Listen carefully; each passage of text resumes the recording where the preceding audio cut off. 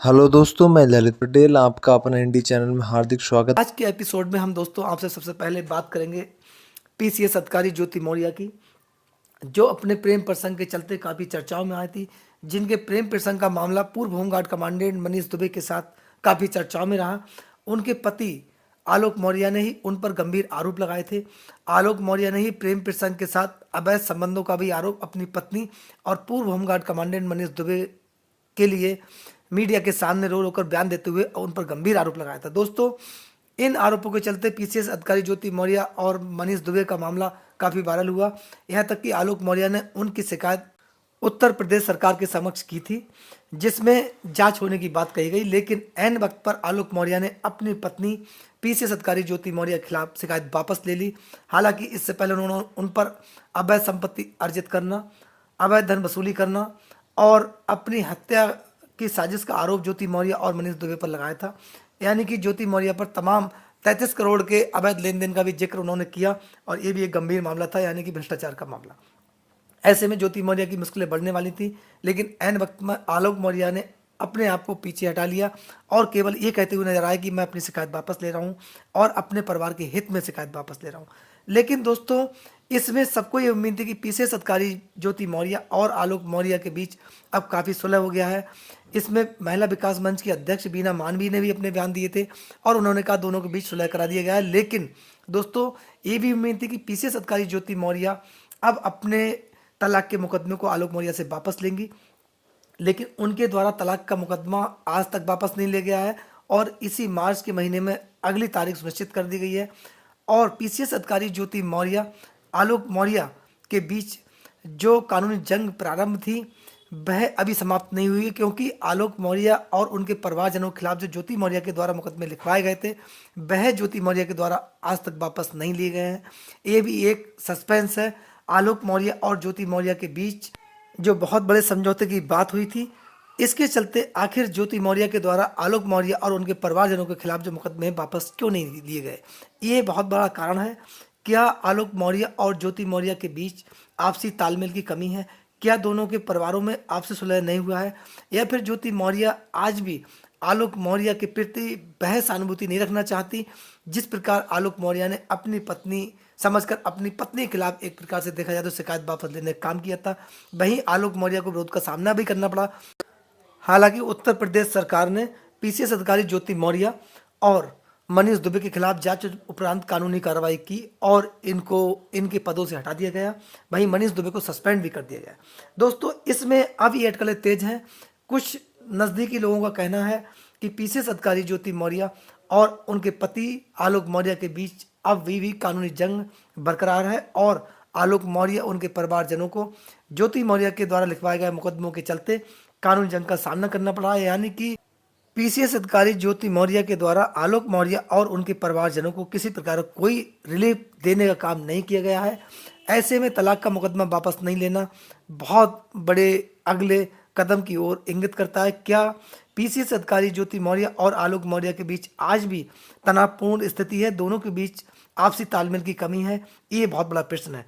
दोस्तों, आगे हम आपसे बात करते हैं, एक चर्चित प्रकरण पर बात करते हैं। वह है पाकिस्तान के कराची से आने वाली सीमा हैदर, जो 13 मई 2023 को नेपाल के रास्ते अवैध रूप से भारत में दाखिल हुई थी और हरियाणा के बल्लभगढ़ से अरेस्ट हुई थी सचिन मीणा के साथ, जो ग्रेटर नोएडा का था, रब्बूपुरा के रहने वाला था। दोस्तों, ऐसे में सीमा हैदर के खिलाफ धारा 120 भी फॉरेन एक्ट के तहत मुकदमा भी दर्ज हुआ था और इसके साथ 4 बच्चे थे जिनकी उम्र महज 3 वर्ष, 4 वर्ष, 5 वर्ष और 6 वर्ष के लगभग थी।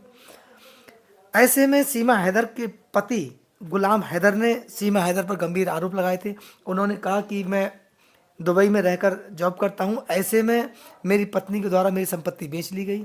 इसके नाम जो मैंने बहुत मेहनत के द्वारा संपत्ति खड़ी की थी, इसके नाम पर दर्ज करवा दी थी, वह संपत्ति बेचकर चुपचाप ये मेरे बच्चों को लेकर हिंदुस्तान पहुंच गई है। काफ़ी इस प्रक्रिया को आपने देखा। लेकिन अब इस प्रकरण में एक बहुत बड़ा मोड़ आ गया है कि सीमा हैदर की अब कानूनी मुश्किलें बढ़ने वाली हैं, क्योंकि सीमा हैदर के पति गुलाम हैदर ने यहाँ पर हिंदुस्तान के अंदर अपने अधिवक्ता के माध्यम से सीमा हैदर से अपने बच्चों को अपनी कस्टडी में लेने के लिए मुकदमा दायर किया है।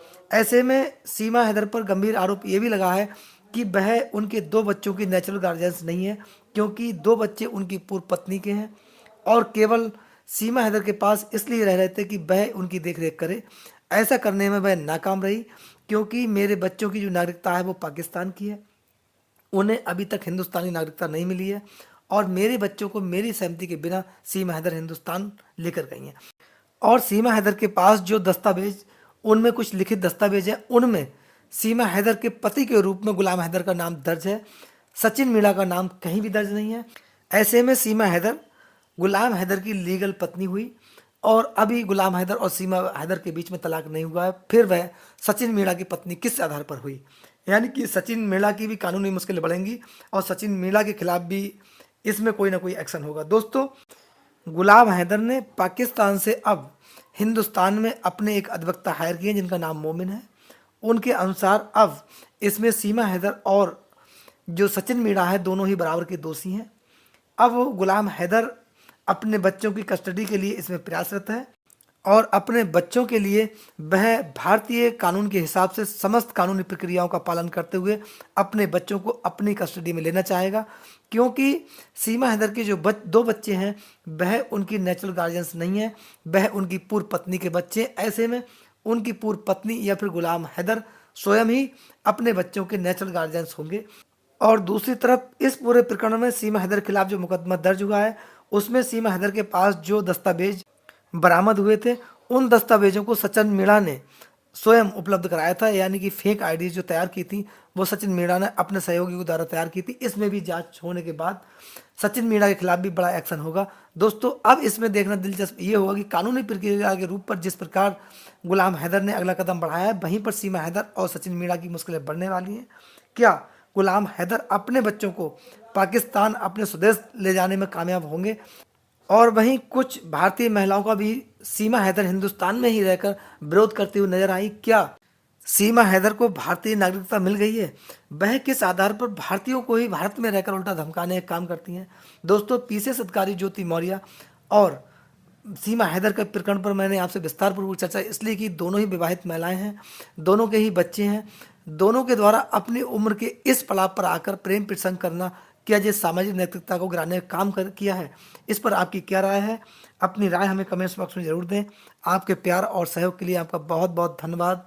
नमस्कार, जय हिंद, जय भारत।